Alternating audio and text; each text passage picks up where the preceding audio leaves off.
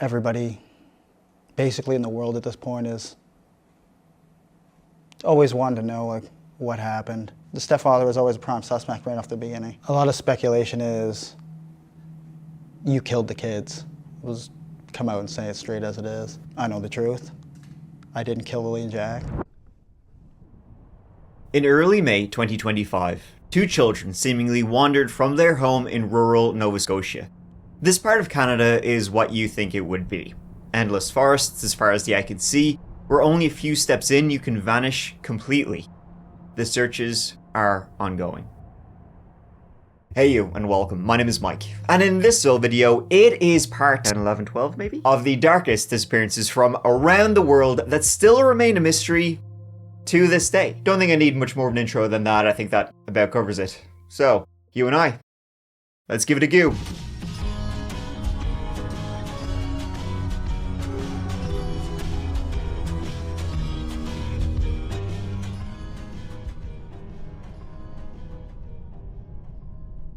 Now folks, let me talk to you for a minute about something I care deeply about. And that is your health. How you feeling lately? Good? Any aches or pains you want to tell old Mike about? Personally, I've been thinking more and more lately. I should probably go to the doctor to get this or that checked out, but it's a whole thing, right? For example, recently I had a bad pain in my right leg, probably from sitting at a desk all day making these old videos, but I'm not stopping. But I'm thinking it'll sort itself out. Right? Wrong. After putting it off for a week or so, I finally started calling around to my local GP, only to find out that the next available appointment isn't for a couple of weeks, and I've already wasted time putting a checkup off. It's often very frustrating. You want to do the right thing, take care of yourself, go and speak to a professional who knows what they're talking about, as opposed to staying up and Googling and asking an AI about your symptoms at 2 o'clock in the morning. But the system can often feel like it's not there to make things easy for you. We'd probably all see doctors more often if it wasn't such a hassle to find somebody who's available, who takes your insurance, and who won't make you wait 3 weeks for an appointment. Well, that's where today's sponsor, Zocdoc,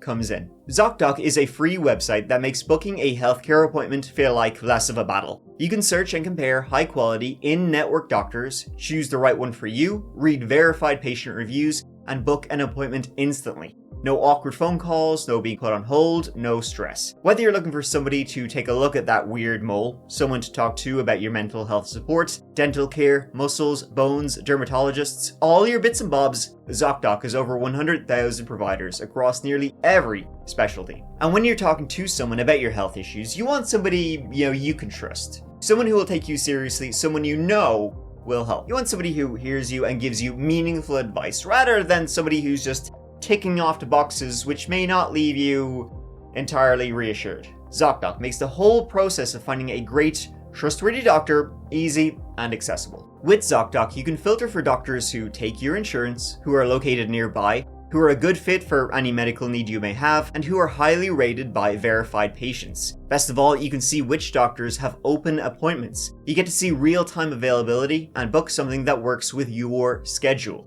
Plus, Zocdoc appointments happen fast, typically within just 24 to 72 hours of booking.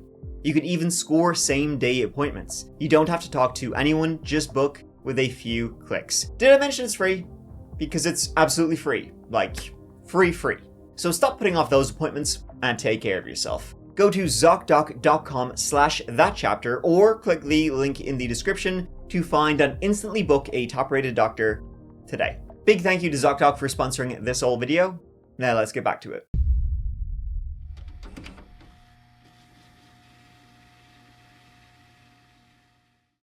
So first up, to begin, the disappearance of Jonathan Hoang was baffling. But what was even more baffling is a sort of eerie update that happened months after he was last seen. Jonathan Hoang is a 21-year-old man. He has high-functioning autism, described though by those around him as very caring, very loving fella, and he was living in Arlington, Washington, which is a city just north of Seattle. He was living there with his family, his parents and 2 sisters, in their house just outside of the city. Now, the disappearance of Jonathan was incredibly strange. He always stuck to a routine and wouldn't leave the house for no good reason. And although he is verbal, he likely wouldn't speak to strangers. But him leaving the house alone is possibly exactly what happened. Though the, alone part is what's up for grabs in his disappearance, and this case is still going on as I speak. 21-year-old Jonathan was last seen in his Arlington home March 30th, 2025. At about 7:30 p.m, Jonathan was heading off to bed, so he said goodnight to his dad, and off he went. All perfectly normal as per usual, and in the lead up to this, the family would say there was nothing strange or unusual, going on. It was then, though, the following morning that his parents went into his bedroom, and he was not there. So it appeared he had just vanished from his bedroom, leaving almost everything behind. They found his phone, they found his cash, they found his wallet, they found his clothing, everything was still there. There was a hoodie he always wore when he left the house. That was right there. The only thing missing from his home, along with Jonathan, was his iPad. Jonathan would only take his iPad with him when he was going on long journeys, long car rides, plane rides. It wasn't something he took with him every time he left the house. So already, things were just looking very, very strange. Why take the iPad of all the things you were going to take? His family, they checked the house, they then checked the neighborhood, as unlikely it would be, for him to leave. It seemed that was exactly what had happened. And Jonathan was a very habitual fella. A lot of folks with autism, they really do need to stick to a routine. They don't like breaks in routines, they don't like doing stuff off script. Him vanishing from his bedroom was hella off script. It's day 2 as first responders are racing against the clock to find a missing 21-year-old man with autism. Jonathan Hoang has been missing since Sunday night. First responders are searching across this entire area right here. And over here, I want to point in that direction. This neighborhood is surrounded by trees. Now, the family tells me that they found out that their son was missing Monday morning. That's when they discovered that their home's back door was unlocked. They saw their mother's shoes on Jonathan's iPad were also missing. Since Sunday night, first responders from Island, King, and Snohomish counties have been searching for him through the wooded areas and along the river. Deputies tell me that time is of the essence. They don't believe Jonathan has any food or warm clothes. His family immediately reported their 21-year-old son missing, and search and rescue began an intensive search that late March, early April. The immediate trail scent dogs gave was that he walked out of his house and just kept walking along the pavement before vanishing. Strangely though, neighborhood CCTV didn't show him walking out of the neighborhood. A house near the entrance to the neighborhood didn't show him leaving the area by foot, at least on their cameras. This was a neighborhood with only one entry and exit. So if he stuck to the pavement, but the cameras didn't show him walking out of the neighborhood, how did he get out? The cameras did show vehicles coming and going, just nobody on foot. His iPad, it had pinged one final time outside of his house, then nothing. And his iPad didn't have cell service.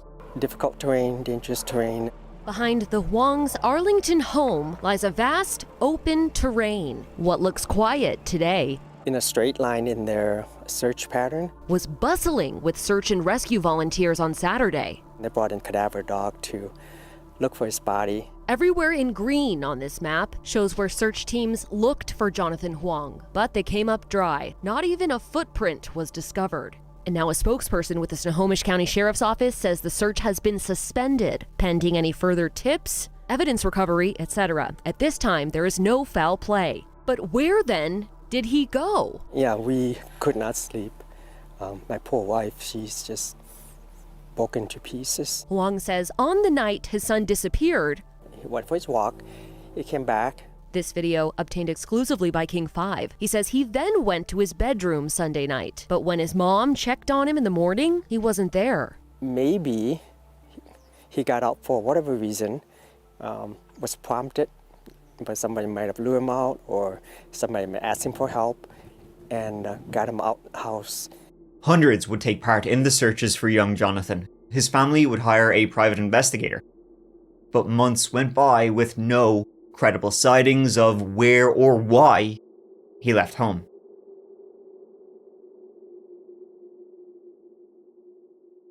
It was just incredibly strange. He wouldn't leave home, and definitely not without his jacket or his shoes, but he did leave home. He took an iPad, which he only took for long journeys, plane rides and such. Why? Was he expecting to go on a long journey? He walked on a pavement, but CCTV didn't show him leave the area. Did he get into a car? Was he lured by somebody outside? Then, something even stranger happened.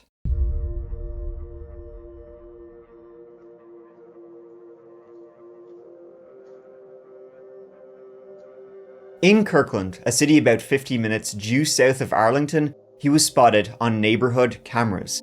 This was on Monday, June 23rd, 2025, almost 3 entire months after he went missing. Between 11:30 p.m. and midnight, he was spotted on 2 separate cameras walking in the streets. The 2 camera locations are quite close to each other. He hadn't been seen for 3 months, last being seen at the end of March 2025. He then shows up at the end of June 2025, an hour away. It was incredible, and that was definitely him too.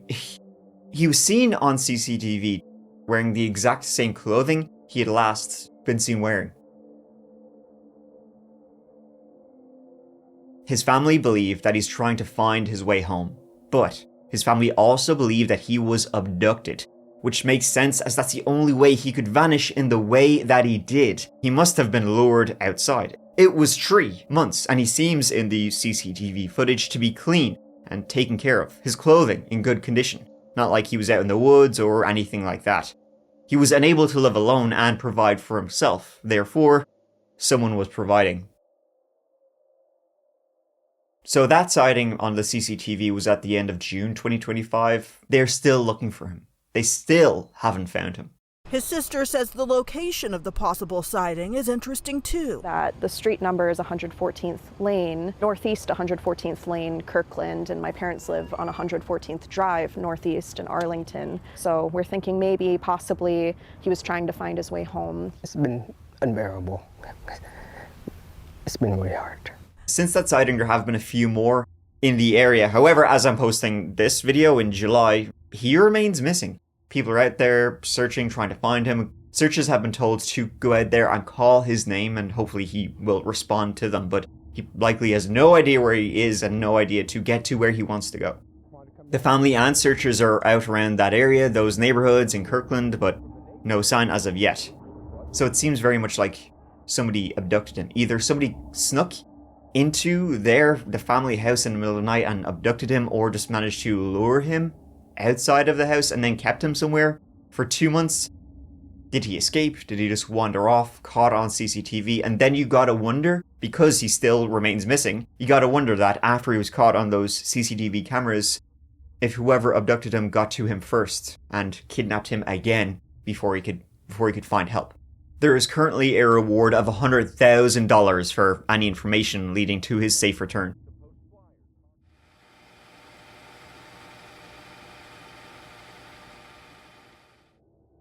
In February 2022, a man named Felix De Jesus, 41 years of age, was living in Haledon, New Jersey with his 64-year-old mom. Felix was originally from Puerto Rico and he was a father of 2.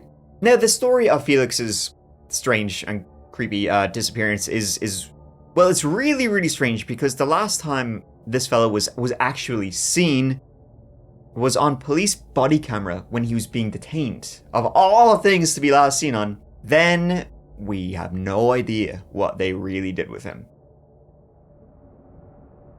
It was the night of February 2nd, 2022, and Patterson, next town over from where Felix lived, the police in Patterson received a 911 call about a man harassing a woman in a bodega. 2 officers, they were actually new officers. One was only on the job about a year, the other was only a couple weeks into the job. They rocked up to this bodega in the middle of the night in Patterson and they found Felix. And Felix, well, he was very, very drunk at the time. Earlier on that day, Felix had brought his mother to the hospital. I believe she was quite unwell. And for a while, Felix had issues with alcohol. So after he dropped his mother off, he just went to the liquor store and, was going to have a day of it. But now the police had been called because a woman, another customer in this same bodega, had reported that, well, he had picked her up. He'd been touching her, he'd been swinging her around. The police then dragged Felix outside and handcuffed him in the cold-ass snow. Go on. Gotcha. 1, 2, 3. I got him. porque fui a comprar un jugo. No está bien. Fui a comprar un jugo, ¿verdad? Ah, ¿verdad que sí? Por un jugo. Más por un jugo. Está bien. Papi, no. Get in the car, get in the car. Get in the car, let's go. Está bien, no me empuche. No me empuche un. Oye, pero tú eres. Get in the car, let's go. Mira. Get in the car, let's go. Sit up. Está You may bien. have to go on the other side and just pick him up. Está bien. Jesus Christ. Ay, tú no. Now, in this body cam, recorded at close to 2 a.m., February 3rd, you can see Felix is a little belligerent. He's drunk, he's slurring his words, and he doesn't really seem to know what's going on. He repeatedly asks the police officers, why is he being arrested? You can see he definitely just needs to sleep it off. Thing is, though, that's not what happened. Jesus Christ. Alright, he touched you? He touched you? Yeah, I don't know. You told me to wait, but y'all can be long because I gotta go. We just need your name and stuff. Let me get your ID, and I need you to just write something up, alright? Saying that he touched you and stuff like that. Alright? There's a probable cause for I'm trying it. to do all this paperwork. Trying to do all that paperwork? Honestly, no, I don't. So Not at what you all. have us do this for? I didn't do anything. No, I'm saying, like, what happened? Like, I'm saying I'm confused. I don't know. I just know I went into the store to buy something. Whoever he is just grabbed me, turned me around. I don't know who the he is. He grabbed you in what way? He was just standing out in the front of the store. In what way, though? In what way? Like, can I touch you? Yeah, go ahead. Like, I literally, and he literally, like, just turned turned me me around, around? like, on some weird. File complaints? Do you want to No. go forward? Honestly, Or no. He's just drunk? Yeah, I don't know who he is. Listen, he just told me to ask. He asked me to tell you what just happened. I told you. I just want to go back to my house. Let's get back in the car. We're just going to transfer. All right, cool. Cuando lleguen mis puta.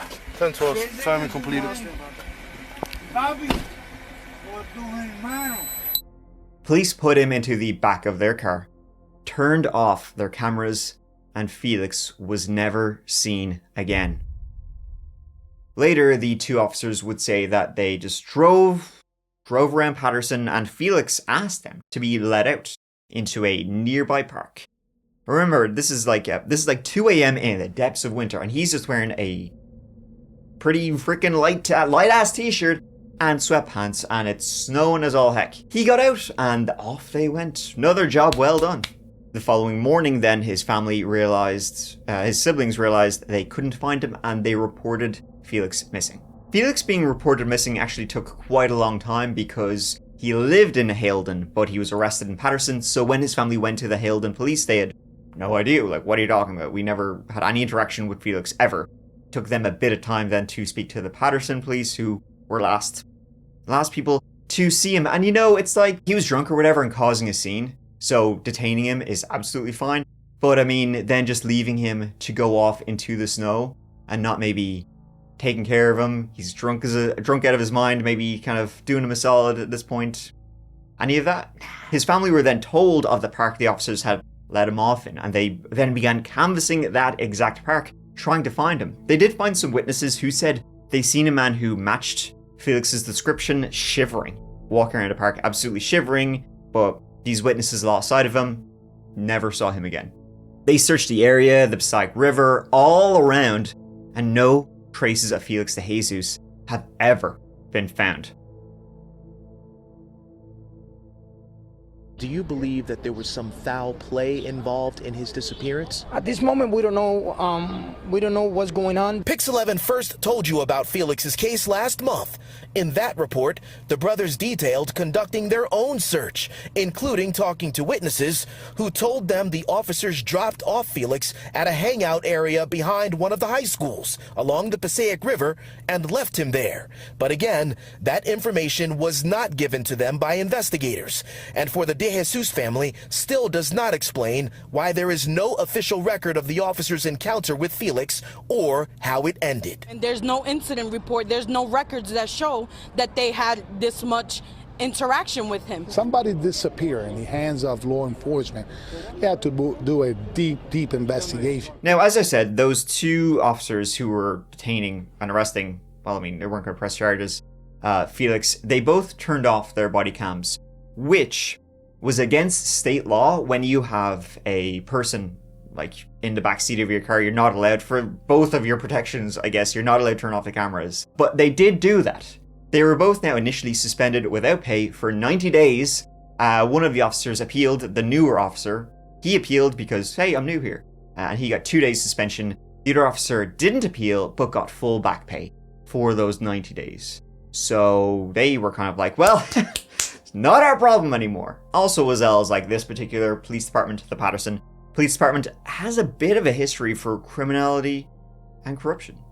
So the Patterson Police Department is now under New Jersey state control. The state attorney general made the surprising move after a high-profile police shooting earlier this month and years of police misconduct allegations. Since then, they have said nothing about what actually happened to Felix. His family have kept up the searches, kept this in the news, trying to find him, but the police, they just said, we let him go, you know?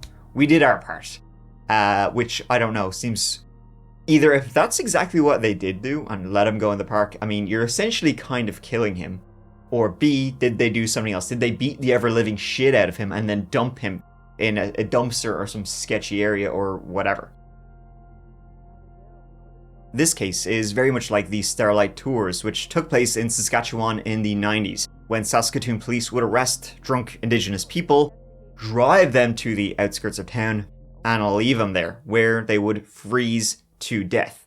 That seems sort of exactly like what these two officers did to Felix De Jesus. It seems like they just drove him and were off you go, not our problem, and yeah, I'm sure he'll be fine. He'll sleep it off in the -3 degrees Celsius, 22 degrees Fahrenheit, just in case you're wondering how warm it was, which is not warm at all. But regardless, those police officers definitely left him in a bad way, somewhere in a park or whatever on a freezing night, and then just left him there to essentially probably die. Which, if I had to guess, was precisely what happened to Felix De Jesus.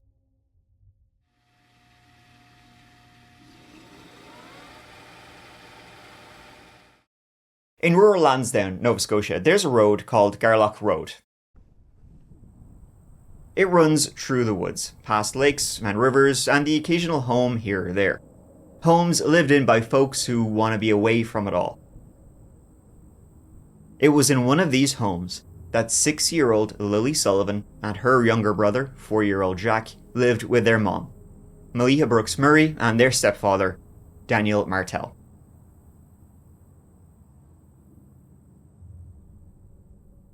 On May 2nd, 2025, these two very young children allegedly just walked out the back door, the sliding back door of their home, and just vanished into the woods.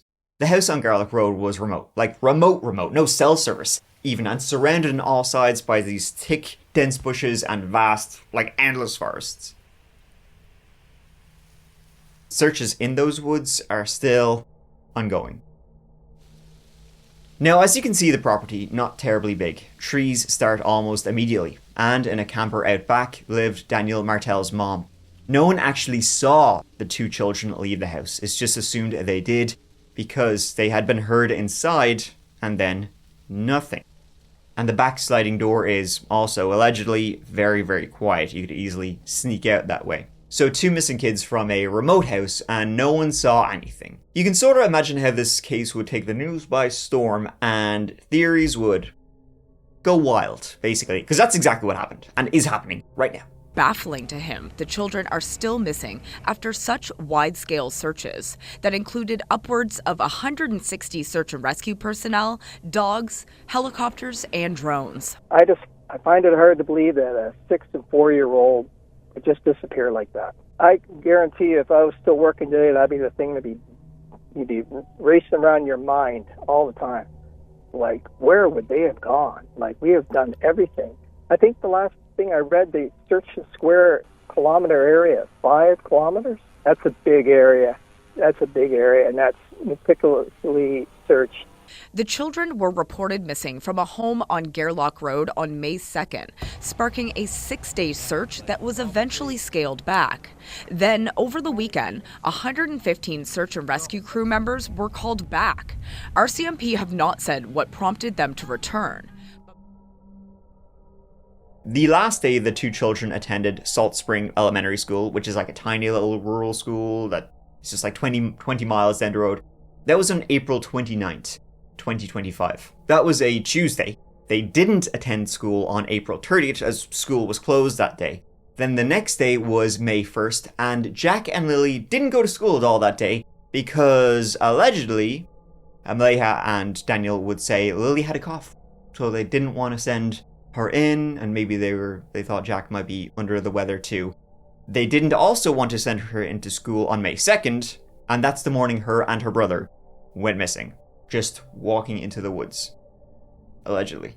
Now though, I could probably imagine where you're going. They just happened to not be seen multiple days before they go missing, before they're reported missing. They actually were seen on May 1st by public with their parents. So it's not one of those cases where they go missing for days and then they're reported missing kind of after the fact.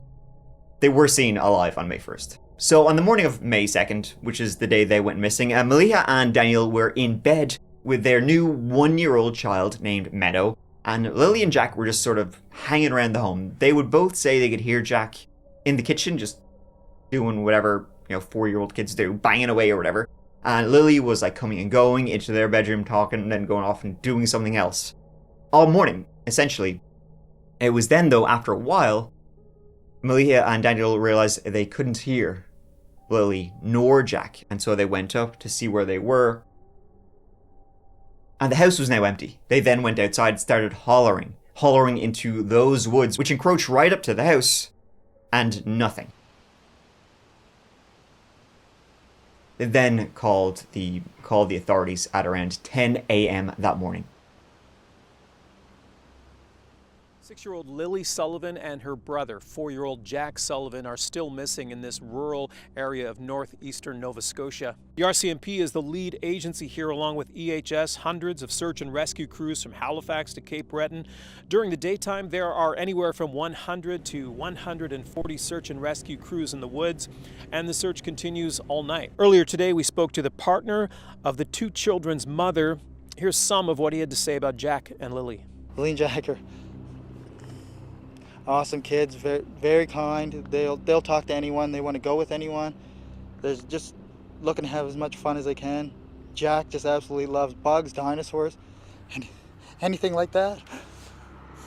But Lily loves girly things, but she also loves doing everything with Jack, bugs. They're like best friends, not just brother and sister. The whole deal with this case is it's assumed they went out into the woods because the back sliding door of the house is completely silent.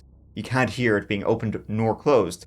So the parents then assumed, well, they must have went that way because we just didn't hear anything, and then vanished. Within 2 hours, the RCMP were on the case, releasing statements, and said, at the time, they didn't believe in foul play or anything, that the kids just wandered into the woods. Over the following days, hundreds of people would be out in those forests, searching for the children. Dogs, helicopters, drones, you name it. They happen to just get out that sliding door and we can't hear it when it opens. And they were outside playing, but we weren't aware of it at the time. And the next thing we knew, it was quiet. And we get up and I tell him, my partner, Daniel, I tell him, do you hear the kids? And he says, no. And we get up instantly, we're looking outside, we're looking everywhere, yelling for them, and I instantly just call 911. I just had the instinct I needed to call. Both Daniel and Malia would be interviewed numerous times, and as you can also imagine, the finger pointing began. Out of the woodwork, people began to think there was something more going on here.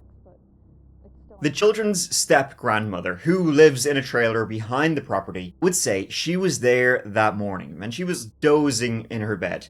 She was awoken by the sound of the dog barking, which it always did when the kids were playing outside. She said she could hear Jack and Lily's voices only a few steps from her bedroom. Then, complete silence. Not like the voices got quieter as they were walking away, but rather, they suddenly stopped. 20 minutes passed, and the next thing she knew, she heard her son, Daniel, yelling for the kids. Police began monitoring both borders and airports in case the 2 kids had been abducted, and also requested trail cameras, going back to even April 27th, 5 days before the kids vanished. It was almost like the police were wondering, was there anybody out in the woods? Anybody stalking the house, stalking the kids, watching them, playing in the back garden before finally trying to lure them into the woods and then running, kidnapping them and taking them elsewhere. Allegedly, the two kids would never go out into the gardens by themselves, never without an adult watching them. As I said, you can vanish in 2 seconds here, and the kids, they're 6 and 4, so you can't really trust that they'll know it. They'll know not to do that. The day the searches began, though, a piece of Lily's blanket was actually found not far from the house. It's been reported a piece of the blanket rather than the entire blanket, so that kind of makes it sound like it was torn or ripped. And then about 1 kilometer from the house, a child-sized footprint was found in the mud. So both of these things do give credence to them wandering off into the woods. Now, this is a strange and disturbing case, and a few events after have kind of, raised the eyebrows. On May 3rd, which is the day after the two kids vanished, both Daniel and Maliha were attending a search and rescue briefing, where they're, okay, this is what we're going to do today, when in the middle of this entire briefing, Maliha just walks out of the entire thing of, meeting about trying to find her kids, which is kind of odd. She then left Daniel and moved across the province to be with family, and has blocked Daniel on everything and has not spoken to him since the day after the kids went missing. So, a couple of things weird about that. You're leaving the area your kids were last known to be in to go across. Why are you not speaking? What? Police are always saying, don't jump to conclusions or conspiracy theories, but then you have events like this where that's odd. Daniel has remained with the home, has been questioned thoroughly by the police. He's been polygraphed. He's had to hand his phone over. He's actually done quite a lot of interviews with the media. Speaking, telling as much as he can. Maliha has been told by the police, don't speak to the media. 6 weeks has gone by, and we know at this point they're not in the woods. And where are they? Did you feel in the beginning that they suspected you? Of course. The stepfather was always a prime suspect right off the beginning. I already gave them everything on my phone. I'm the one who originally said, here, take my phone. We'll go through all my banking information. We'll go through all my stuff on my GPS from Google. And you were offering all that up right from the beginning? Yeah, I beginning. offered everything. And why were you doing that? To show them that I want to get the investigation moving. I know I have nothing to do with any of it. A lot of speculation is, you killed the kids. Come out and say it straight as it is. What do you think when you read that? It's a lot of nonsense, obviously. I know the truth. I didn't kill Lily and Jack. And I just think a lot of people online they're seeking drama, that's the main thing. Everybody's allowed their own opinion, like I said before, but it's hard on the people that were actually there and missing the children. 5 days after the kids vanished, May 7th, 2025, the RCMP began to dial back search efforts, saying the odds of them still being alive are low. That was 2 months ago, as I'm telling this story now, and we still have no clues as to what happened or where they went. Investigators have interviewed over 50 people. The condition of the kids before they vanished remains a mystery. It's sort of odd that Lily was sick in the days leading up to her vanishing and wasn't in school. The day she vanished, she was supposed to have been in school, but she wasn't because she was sick, and then she just disappears. It is weird that the kids were off school one day for, I guess, just some sort of holiday, and then were sick for 2 days, and then they go missing. But, as I said, they were seen in New Glasgow, which is a nearby city. They were even seen on CCTV, so they were, alive then. We don't just have to take the parents' word for it as to what happened. Weirdly, though, in the months before the kids vanished, the Nova Scotia Child Protection Agency was actually investigating both Lily and Jack. They had opened a file on them and they were investigating their living conditions. And of course, Child Protection would get involved if they believed there was neglect or abuse going on in the house. Adds another layer of what was going on in this house. It's odd. Why would Maliha leave Daniel, cut off contact, leave the area her kids were last known to be in? Daniel's done a lot of media, a lot of interviews. Maliha, barely any in comparison. and Daniel is the kids' stepfather. Allegedly, the kids have had no contact with their biological dad. Cadaver dogs have also not been deployed yet, which is odd, because the police have said, and they said 5 days after they were last seen on May 7th, the police were saying by then they don't think the kids are alive anymore. I guess if they believe that the kids had walked off into the woods, just by then, exposure, dehydration would have killed them. So why not bust out the cadaver dogs, which might help in the search? Maybe the area is just too dense and too expansive. But they're a 6-year-old and a 4-year-old. How far could they have gotten?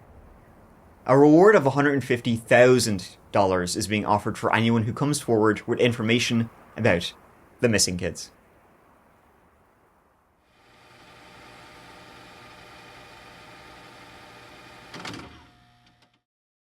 It was June 2020, and Dia Abrams was going to drop off some cinnamon rolls off to a neighbor's house. The neighbor was kind of under the weather, kind of bedbound. Lydia, she's a very nice woman. It's like, here, I'll hook you. This was at around 9 a.m. on a Saturday morning. 5 hours later, Dia vanished without a trace.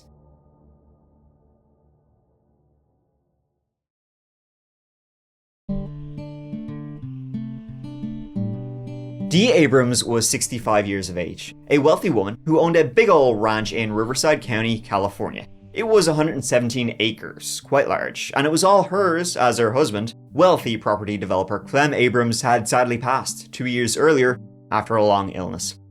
Dia was known as an adventurous person, a real firecracker. She continued to work the land, managing the property with the help of her son, Clinton, and her new fiancé, Keith Harper. After the death of her husband, Clem, Dia met Keith Harper on, what else? Farmers Only. They hit it off, Keith moving in after only 60 days. They were even due to be married a month later, in July of 2020. Dia was a good old soul, and so the morning of June 6th, 2020, she dropped off some snacks at a neighbor who was under the weather. Then she went back home, worked, and had lunch with her fiancé Keith.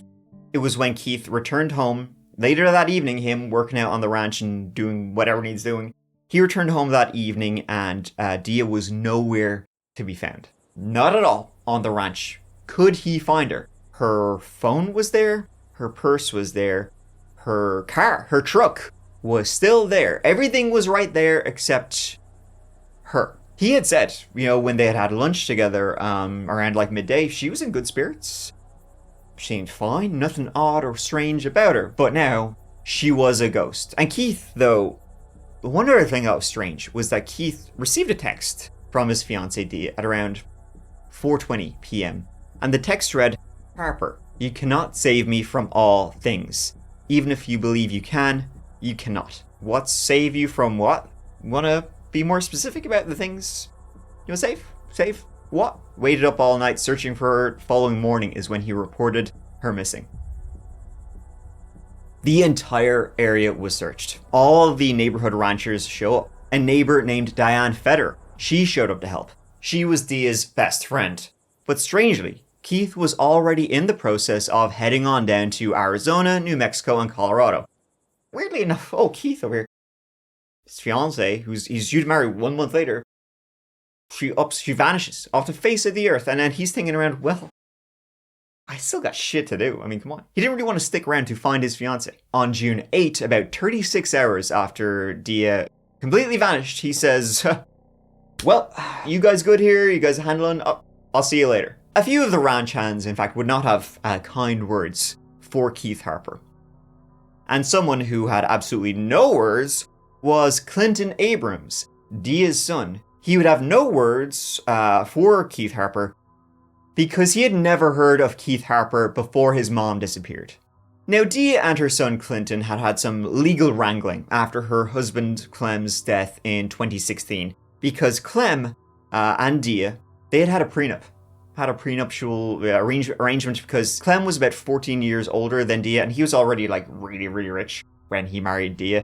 And so he had a prenup. They then had 2 kids together. But basically when Clem died, everything went to the kids, which is kind of like, I mean, sure, you can have a prenup if you think she's going to just divorce you and take half your stuff, but they lived a long life together and had 2 kids together. And he still had her get nothing. Bit of a shit move, in all fairness. So when Clem died, his kids and Clinton got everything. Dia was left with nothing, and she began then some kind of legalese stuff against her kids and against Clinton more specifically. It would be said by some that they were still on good terms, even though they were kind of like suing each other. Dia was just looking for her little slice of the pie. You know, it was her husband who had died. She had this big ranch. She just wanted enough, you know, to live, because there was a lot of like money involved in this. That's obviously going to cause difficulties with Dia suing her son kind of counter-suing. Allegedly, one time, you know, because when Clem died, all his stuff went to Clinton. So Clinton even came up to the ranch one day with a lawyer and demanded Dia's truck, because legally that was now his truck. And Dia would later remove both her kids from her will at one point, saying she leaves them nothing but love and kindness, or something like that. So you really do gotta wonder how good the terms were between the two. And of course, you also have the Dia once saying, allegedly, that if anybody did anything to her, it was her son. Somebody did something to her. Having said all that, Clinton would say, no, we were great. Yeah, we had some legal, you know, but it was more just like paperwork, and it sounds worse than it actually was, and we were on good terms. You know, we hung out all the time. It was great. Keith said no, they were estranged. And even some friends of Dia would say no, they were pretty estranged. She was pretty upset about their kind of breakdown of the relationship. Would you describe yourself as estranged from your mom? I wouldn't. No, not at all. Actually, we spoke pretty regularly, and we loved each other very dearly. Our love was so deep and so true that it didn't even need to be spoken, although we said I love you nonstop. So I would not describe myself as estranged, except maybe the past couple months after my father passed away.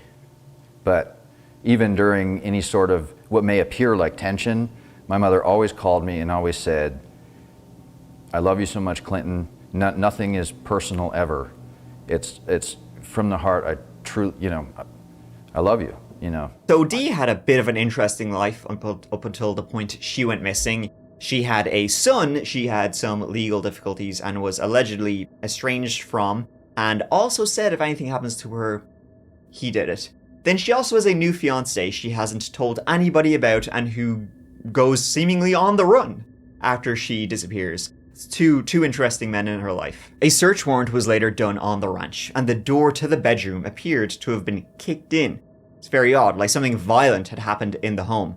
A search warrant was also done on Keith's RV after he returned from doing his little round trip. Now, Keith Harper would have a few different stories about why he left so suddenly in the middle of searching for his missing fiancée.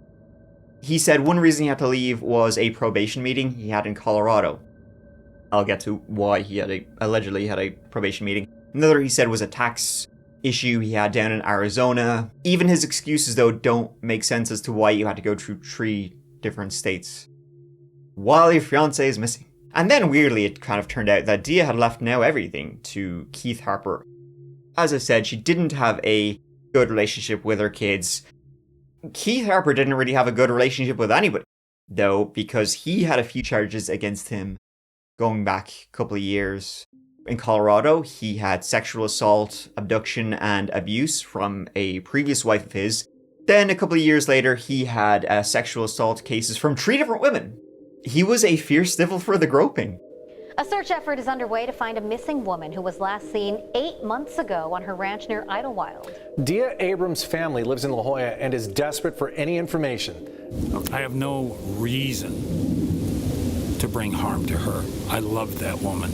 News 8 first interviewed Harper in August, 2 months after Abrams went missing from her ranch 11 miles east of Idlewild. Harper lived on the ranch with Abrams, and he said they were planning on getting married. But 2 days after she went missing, Harper drove this RV from the ranch in California through Arizona to Aztec, New Mexico, where sheriff's deputies armed with a search warrant finally impounded the vehicle and took a section of the front seat as evidence. And that's not all. Have they served search warrants on your cell phone, on your house here? Oh yeah, we've had our cell phones, our computers, they were all taken. Harper has now taken over as trustee of Abrams Ranch near Idlewild, and he has power of attorney over her estate under the terms of a trust that Abrams transferred property into just 2 weeks before she went missing. Even so, the Riverside Sheriff's Department has not publicly named Harper or anyone else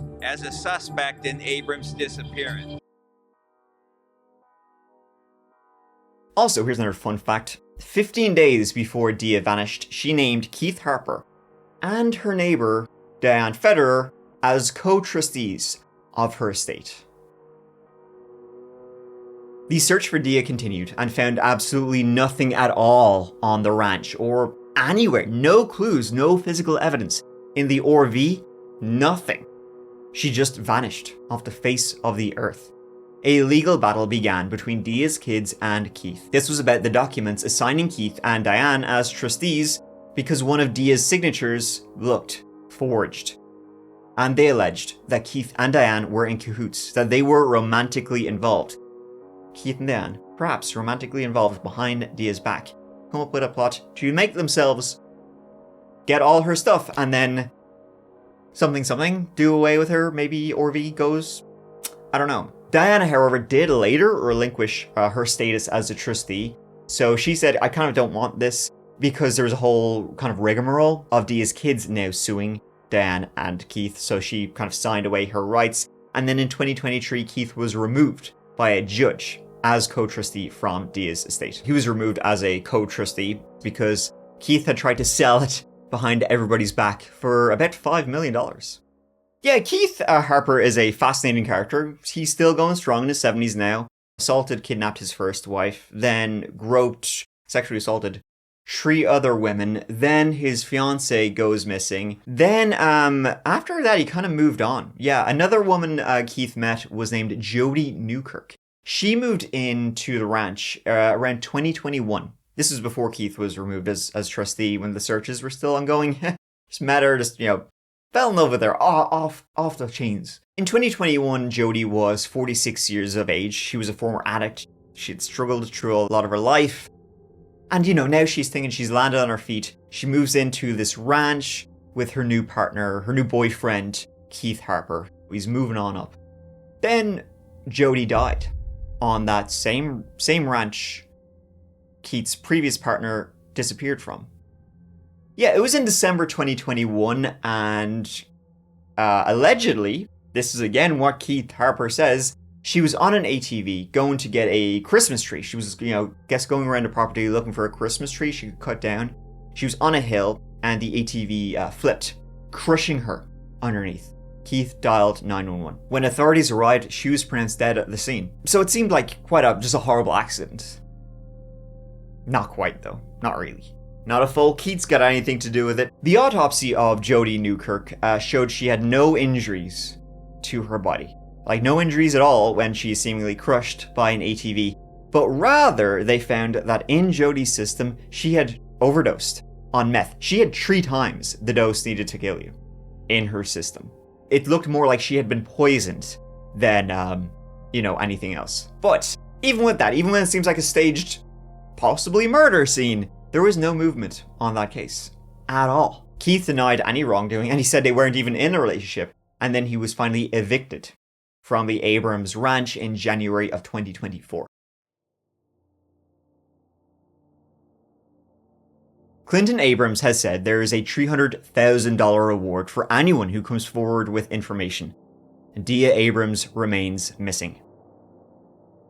Dia Abrams goes missing after having contentious relationships with the 2 men in her life. He got her son, who she allegedly was estranged from, and they were battling over financial stuff and who gets what shit and that. And then you have her new fiance, who is an abuser, a predator, possibly a murderer.